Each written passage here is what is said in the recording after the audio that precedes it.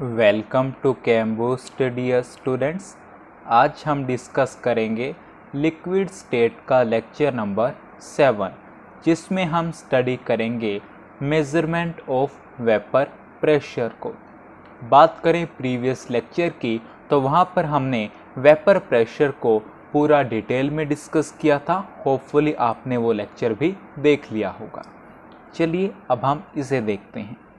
देखिए डियर, हमारे पास जो वेरियस मेथड्स हैं जिनका हम यूज़ करते हैं वेपर प्रेशर को मेज़र करने के लिए, उन्हें हम बेसिकली 2 कैटेगरीज में क्लासिफाई किया करते हैं।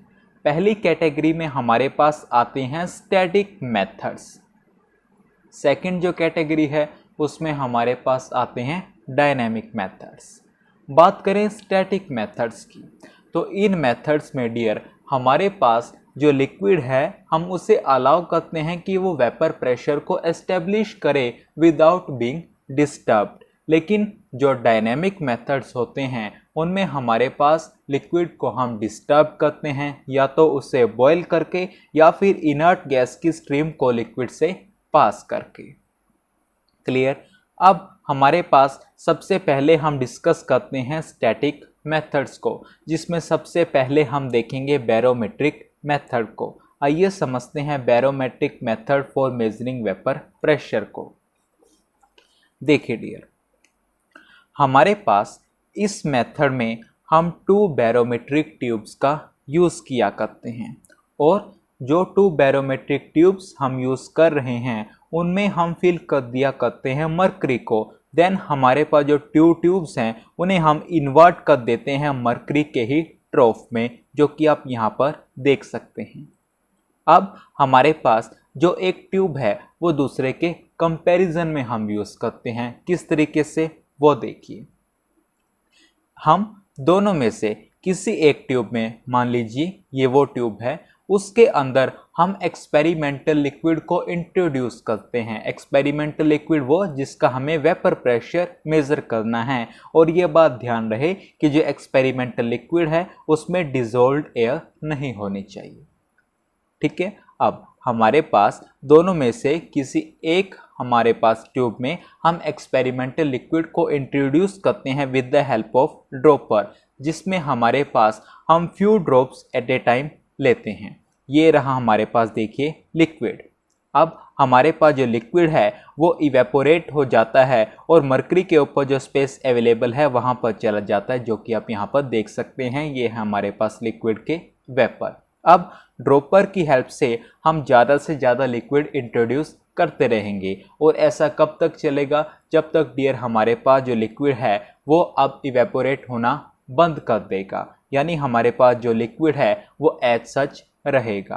अब उस समय पर जब हमारे पास लिक्विड इवेपोरेट होना बंद हो चुका है तो उस टाइम पे हमारे पास जो डिफरेंस होगा इन 2 मरकरी लेवल्स के बीच में, वो हमारे पास हमें वेपर प्रेशर देगा उस लिक्विड का जिसका वेपर प्रेशर डियर हम मेज़र कर रहे हैं। देख सकते हैं ये रहा हमारे पास इस ट्यूब में जो मरकरी का लेवल है, इस ट्यूब में ये मरकरी का लेवल है, इनके बीच का डिफरेंस हमारे पास वेपर प्रेशर दे रहा है उस लिक्विड का जिसका हम वेपर प्रेशर मेज़र कर रहे हैं, और ये हमें रूम टेम्परेचर पर मिलेगा। आपसे कोई क्वेश्चन पुट करे, ये तो बात हो गई रूम टेम्परेचर की, लेकिन अगर हमें किसी और टेम्परेचर पर मेज़र करना वेपर प्रेशर को तो उसके लिए डियर हम यूज़ करते हैं हीटिंग जैकेट का, जो कि हमारे पास सराउंड किए हुए है इन 2 बैरोमेट्रिक ट्यूब्स को।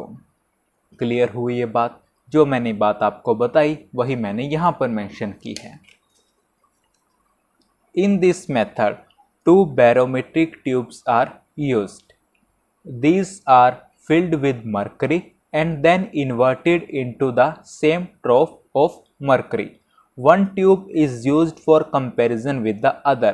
In one of the tubes, the experimental liquid free from dissolved air is introduced, a few drops at a time.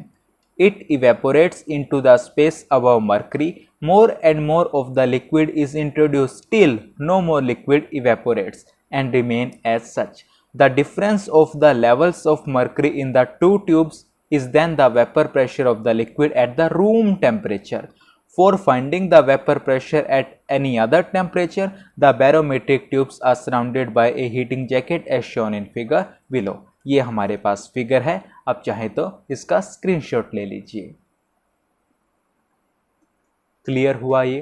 तो डियर हमारे पास स्टैटिक मेथड्स में ये था पहला बैरोमेट्रिक मेथड, आप इसे नोट कीजिए। देन हम चलते हैं हमारे नेक्स्ट मेथड की तरफ। तो चलिए डियर स्टूडेंट्स, स्टैटिक मेथड्स में नेक्स्ट मेथड हम देखेंगे आइसोटेनिस्कोप मेथड। आइए इसके ऑपरेटर्स को भी जरा हम समझते हैं। देखिए डियर, हमारे पास जो ये मेथड है इसे डिवाइस किया था स्मिथ एंड मैनजीज ने 1910 में। ये काफ़ी कन्वीनियंट और एक्यूरेट मेथड है जिसकी हेल्प से हम वेपर प्रेशर को मेज़र कर सकते हैं over A range of temperatures. Basically हमारे पास रेंज ऑफ टेम्परेचर जो है वो डिफरेंस होता है मैक्सिमम एंड मिनिमम टेम्परेचर्स के बीच में in a specific interval of time. अब डियर हमारे पास जो ऑपरेटर्स है इस मेथड का वो कुछ इस तरीके से है, आइए इसे देखते हैं। डियर जो मेन पार्ट है इस ऑपरेटर्स का वो है आइसोटेनिस्कोप, जिसके अंदर हमारे पास बल्ब बी है और हमारे पास ट्यूब सी का यू शेप्ड पोर्शन है। जो बल्ब बी है वो हमारे पास हाफ फिल्ड है उस लिक्विड से जो कि हमारे पास अंडर इन्वेस्टिगेशन है, जिसका वेपर प्रेशर हमें मेज़र करना है। और जो सेम लिक्विड है उसे हमने प्लेस कर दिया है यू शेप्ड पोर्शन में, जिसका जो लेवल है वो 2 to 3 सेंटीमीटर बिलो है जो लेवल है हमारे पास बल्ब बी में। और हमारे पास जो आइसोटेनिस्कोप है उसे हमने प्लेस कर दिया है थर्मोस्टेट ए में, जिसमें हमारे पास हम टेम्परेचर को नोट कर सकते हैं फ्रॉम द थर्मोमीटर टी। अब हमारे पास जो आइसोटेनिस्कोप है उसे हमने कनेक्ट कर दिया है रेस्ट ऑफ द ऑपरेटर से, जिसके अंदर हमारे पास एक तो बैरोमेट्रिक ट्यूब डी है और एक बिग बोतल ई है, जिसे हम कनेक्ट कर सकते हैं एटमॉस्फेयर के साथ या फिर वैक्यूम पंप के साथ, जैसा आपकी इच्छा हो, सो डैट कि हमारे पास जो ऑपरेटर्स है उसके अंदर जो प्रेशर है उसे हम रेगुलेट कर सकें, उसे हम कंट्रोल कर सकें। यही बात ऑपरेटर से रिलेटेड हमने यहाँ लिखी है, आइए देखते हैं। This method was devised by Smith and Menzies in 1910. It is a convenient and accurate method which can be used to measure the vapor pressure over a range of temperatures. The apparatus is shown in figure. ये रहा dear हमारे पास apparatus. The main part of the apparatus is the isoteniscope, which comprises of a bulb B and U-shaped portion of the tube C. U-shaped portion of the tube C. The bulb B is nearly half filled with the liquid under investigation, and the same liquid is placed in the U-shaped portion with its level about 2 to 3 centimeter below that in the bulb. देखिए जो bulb B है वो half filled है। The isoteniscope is placed in the thermostat A, whose temperature can be noted from the thermometer T. आइसोटेनिस्कोप को हमने thermostat ए में place कर दिया है, जिसका टेम्परेचर हम थर्मोमीटर टी की हेल्प से मेजर कर सकते हैं। The isoteniscope is then connected to the rest of the operators which comprises of a barometric tube D and a big बोतल E as shown in figure. इसे आप कुछ भी नाम दे दीजिए, यहाँ पर 2.14 है तो यहाँ पर भी आप 2.14 कर दीजिए। कहाँ पर यूज़ किया था हमने, ये रहा, या यहाँ पर आप कुछ भी मत लिखिए,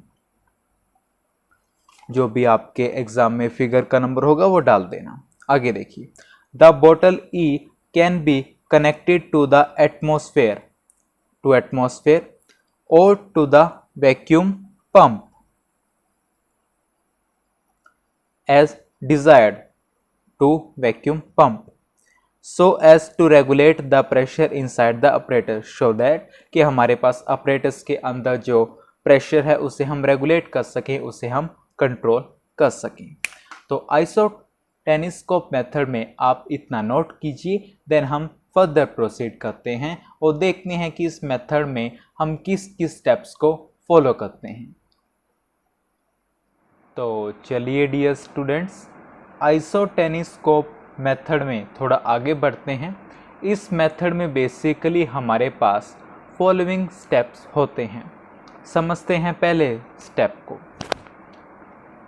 the bottle E is connected to the vacuum pump. देखिए हमारे पास जो बॉटल ई है उसे हम या तो एटमॉस्फेयर के साथ कनेक्ट कर सकते हैं या फिर वैक्यूम पंप के साथ, जैसी हमारी इच्छा है, ताकि हमारे पास अपरेटस के अंदर जो प्रेशर है उसे हम रेगुलेट कर सकें और कंट्रोल कर सकें। यहाँ पर हमने जो बॉटल ई है उसे कनेक्ट कर दिया है वैक्यूम पंप के साथ। And the apparatus is evacuated till the liquid boils vigorously in the bulb B। और हमारे पास जो apparatus है उसे हम evacuated करेंगे। evacuated means vacuum conditions. कब तक? जब तक हमारे पास जो बल्ब बी में लिक्विड है वो विग्रसली जोरदार तरीके से बॉयल नहीं हो जाता।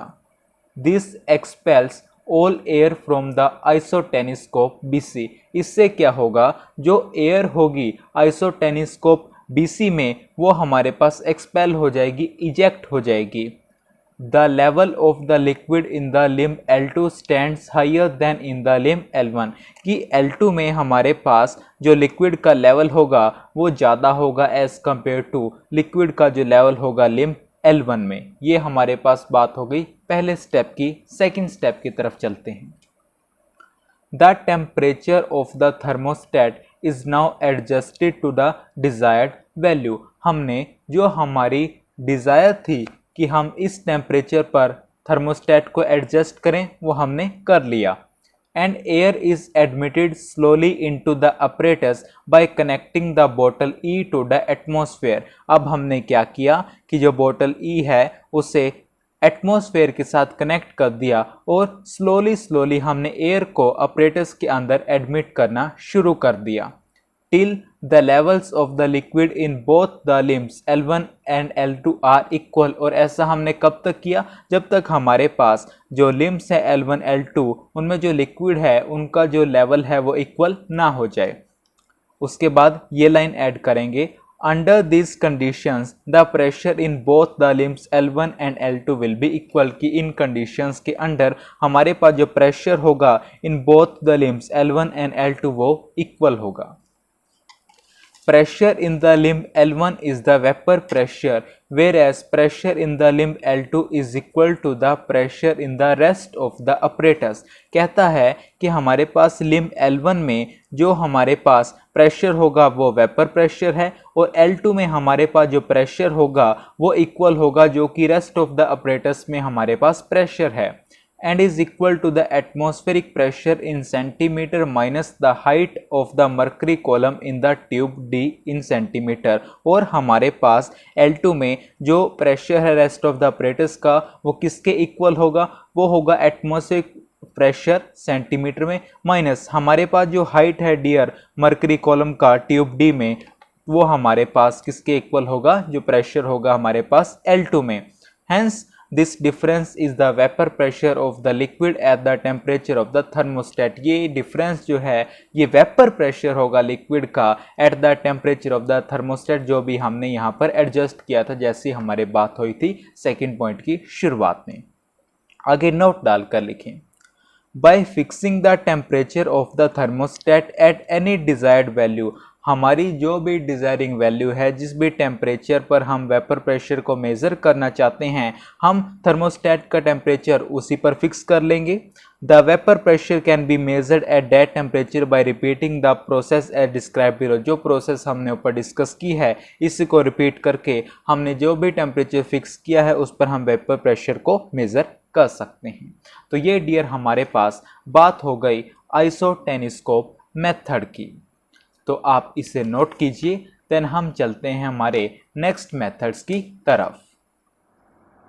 चलिए डियर स्टूडेंट्स, अब हम डिस्कस करते हैं नेक्स्ट कैटेगरी को, जो है डायनेमिक मेथड। देखिए डियर, हमारे पास जो सिंपलेस्ट डायनेमिक मेथड है वो इस प्रिंसिपल पर बेस्ड है कि हमारे पास एक लिक्विड उस टेम्परेचर पर बॉयल करता है जिस पर जो वेपर प्रेशर है वो इक्वल हो जाता है एक्सटर्नल प्रेशर के, जिसे हम एटमॉस्फेरिक प्रेशर भी बोलते हैं ओवर द लिक्विड।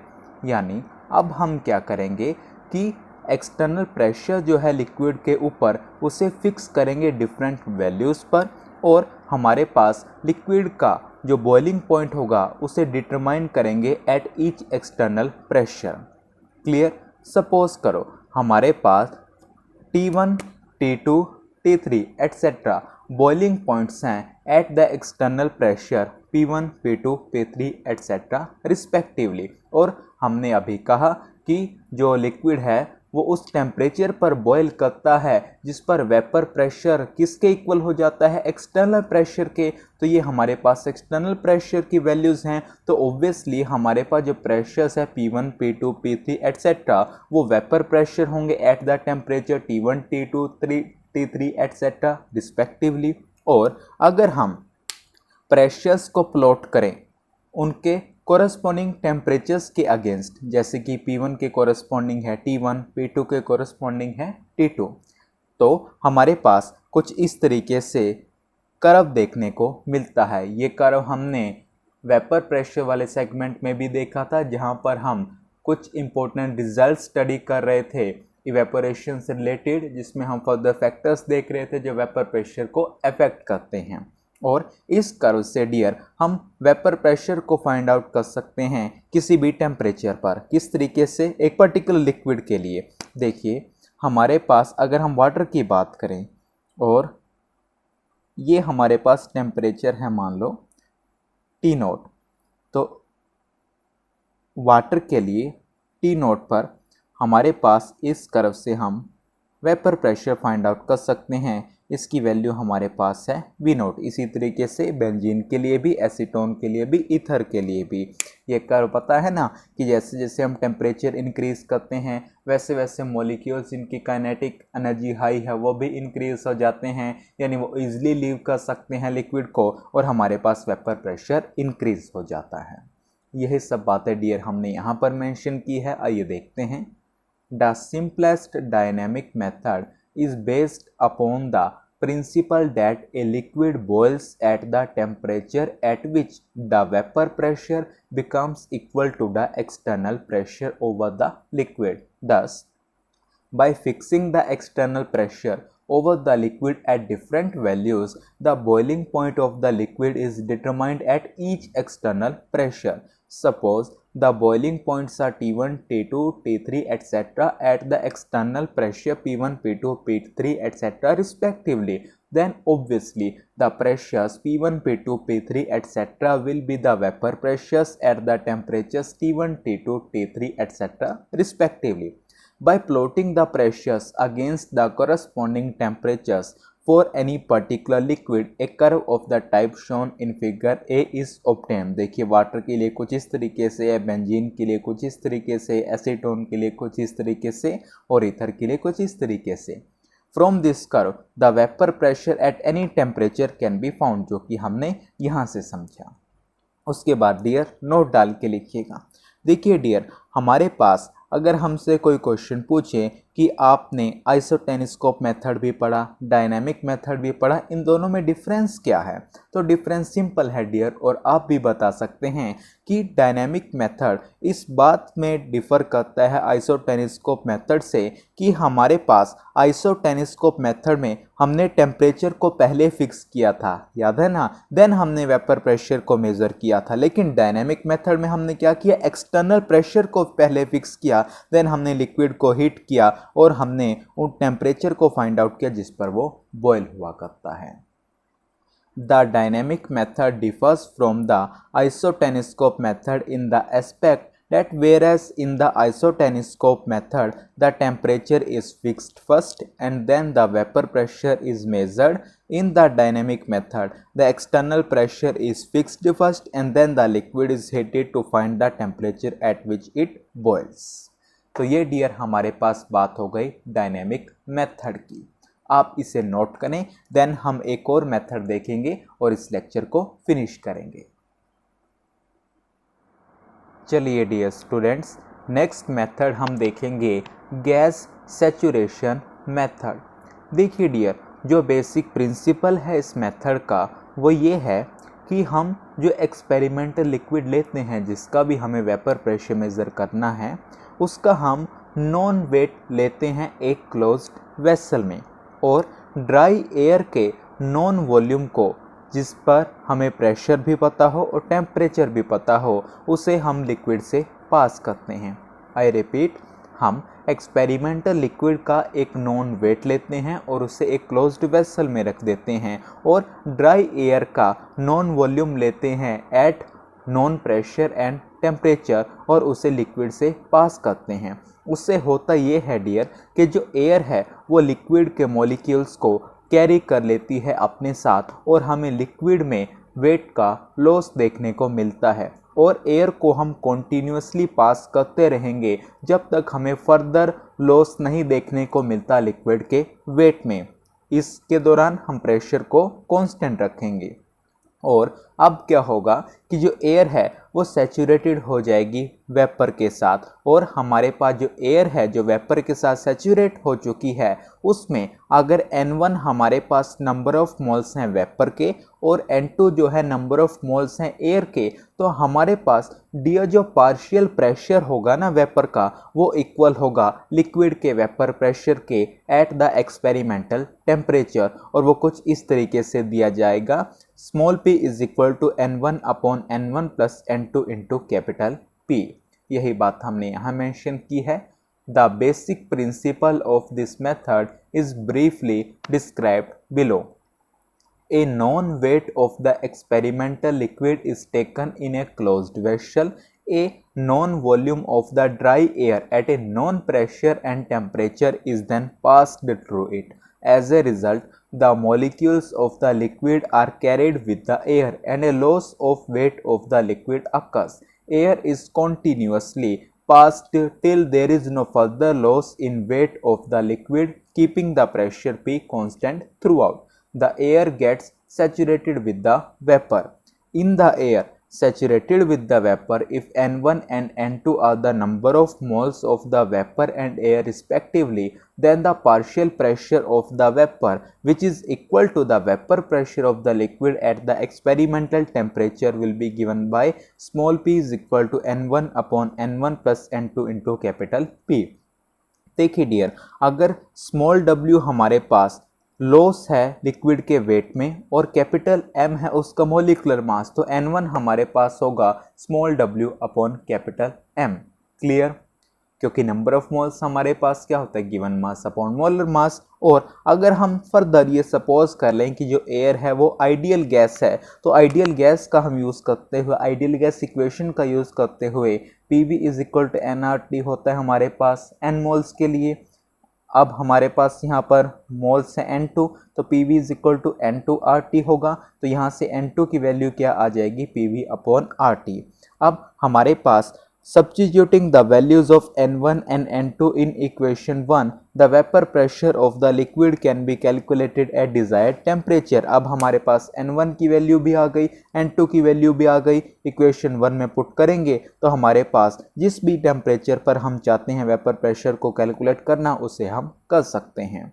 अब अगर नोट डाल के लिखिएगा डियर, देखिए हमने यहाँ पर ड्राई एयर के नॉन वॉल्यूम को पास किया at known pressure and temperature, लेकिन हम ड्राई एयर की जगह कोई भी गैस ले सकते हैं, जैसे कि नाइट्रोजन, जो कि हमारे पास लिक्विड है उसके साथ रिएक्ट ना करे, बस ये कंडीशन होनी चाहिए। Instead of dry air any gas like nitrogen which does not react with the liquid can be used. तो डियर, ये हमारे पास बात हो गई गैस सैचुरेशन मेथड की। आप इसे नोट कीजिए, देन हम एक न्यूमेरिकल प्रॉब्लम लेते हैं और लेक्चर को फिनिश करते हैं। तो चलिए डियर स्टूडेंट्स, आगे क्वेश्चन लिखेंगे। At 300 kelvin 10 liters of dry air at 1 atmospheric pressure 760 mm is bubbled slowly through 115.2 gram of pure liquid. कहता है कि हमारे पास 300 केल्विन पर ड्राई एयर का 10 लीटर एट 1 एटमॉस्फेरिक प्रेशर हम बबल्ड करते हैं slowly through 115.2 degree of pure liquid whose molecular mass is 120। ये हमारे पास लिक्विड का मोलिकुलर मास आ गया। द रिमेनिंग लिक्विड वेज 113.1 ग्राम। ये हमारे पास रिमेनिंग लिक्विड रह जाता है। Assuming that the air and the vapour behave like an ideal gas, कि हमारे पास जो वेपर हैं और एयर है वो आइडियल गैस की तरह बिहेव कर रहे हैं। आपको कैलकुलेट करना है लिक्विड का वेपर प्रेशर एट 310 केल्विन। आप खुद से ट्राई करें, आपको पता लग ही गया होगा कि गैस सैचुरेशन मेथड का न्यूमेरिकल है। नहीं होगा कोई बात नहीं, हम डिस्कस करेंगे ही, एक बार होनेस्टली ट्राई कीजिए। कर लिया ट्राई, तो चलिए देखते हैं। देखिए अभी अभी हमने गैस सैचुरेशन में मेथड में देखा है कि जो वेपर प्रेशर है लिक्विड का वो किसके इक्वल होता है, क्योंकि सभी कंडीशन सेटिस्फाई हो रही हैं। नॉन वॉल्यूम है ड्राई एयर का, टेम्परेचर भी पता है, प्रेशर भी पता है, स्लोली पास कर रहे हैं, मोलिकुलर मास भी पता है हमारे पास लिक्विड का, और एयर वेपर आइडियल की तरह बिहेव करें, सब कंडीशन सेटिस्फाई है गैस सैचुरेशन मेथड की। हमें पता है गैस सैचुरेशन मेथड के अकॉर्डिंग जो वेपर प्रेशर होता है लिक्विड का वो किसके इक्वल होता है, small p is equal to n1 upon n1 plus n2 into capital P। अब हमें यही फाइंड आउट करना है। अब देखते हैं कि क्वेश्चन से हमें क्या क्या मिलता है। देखिए डियर, हमारे पास सबसे पहले अगर हम फाइंड आउट करें n2 को, क्योंकि हमें पता है आइडियल गैस की तरह बिहेव कर रहे हैं, तो वो होता है PV अपॉन RT। अब डियर हमारे पास प्रेशर कितना दिया है 1 एटमॉस्फेयर, वॉल्यूम हमें पता है कितना दिया है 10 लीटर, और यहाँ पर हमारे पास R की वैल्यू जो हम लेंगे वो होगी 0.0821। मोस्ट ऑफ द टाइम आपको एग्जाम में मेंशन करके चलेगा, अदरवाइज आप यूनिट से भी अंदाजा लगा सकते हैं। और हमारे पास टेम्परेचर कितना दिया है 300 केल्विन। जब आप इसे कैलकुलेट करेंगे डियर तो N2 हमारे पास आता है 0.406, N2 मिल गया।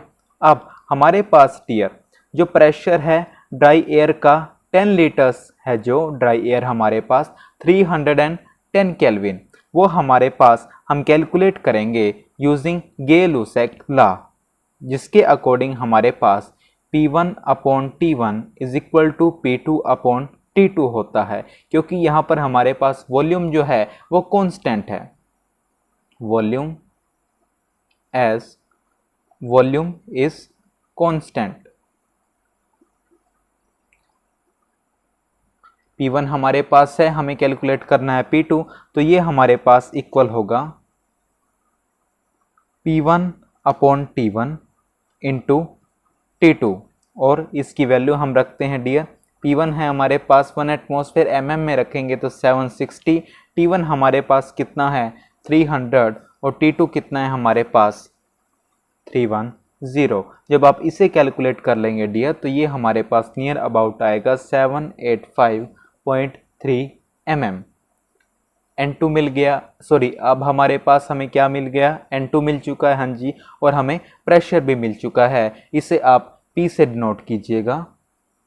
जो हमारे पास P2 है मान लीजिए ये हमारे पास, क्योंकि हमने पीछे गैस सैचुरेशन मेथड में जो कांस्टेंट प्रेशर था उसे कैपिटल P माना था, तो P2 को आप कैपिटल P मान लीजिएगा। क्लियर। अब हमारे पास और क्या मिल सकता है, देखिए पहले हमें पता है कि प्योर लिक्विड कितना है, और उसके बाद जब एयर बबल्ड कर दिया रिमेनिंग लिक्विड कितना वेट है, तो हमारे पास लॉस हम कैलकुलेट कर सकते हैं।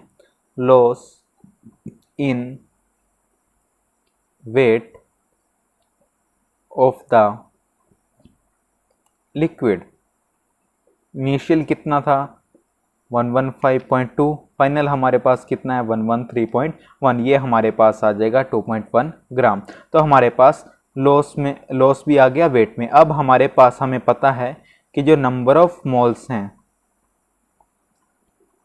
लिक्विड के यानी N1 वो किसके इक्वल होता है, लॉस कितना होता है वेट में लिक्विड का, उसका मॉलिक्यूलर मास कितना हुआ है 2.1, मॉलिक्यूलर मास हमें गिवन है 120। जब आप इसे कैलकुलेट करेंगे डियर ये हमारे पास आ जाएगा 0.0175। अब हमारे पास रख दो सारी वैल्यूज इक्वेशन 1 में, तो हमारे पास जो वेपर प्रेशर है लिक्विड का वो किसके इक्वल होगा, N1 कितना आ गया 0.0175, 0.0175 प्लस में N2 हमारे पास कितना कैलकुलेट किया था हमने 0.406, और कैपिटल P हमारे पास कितना आया है 785.3। तो हमारे पास यहाँ से डी जब हम कैलकुलेट करेंगे वो आएगा 32.45 mm।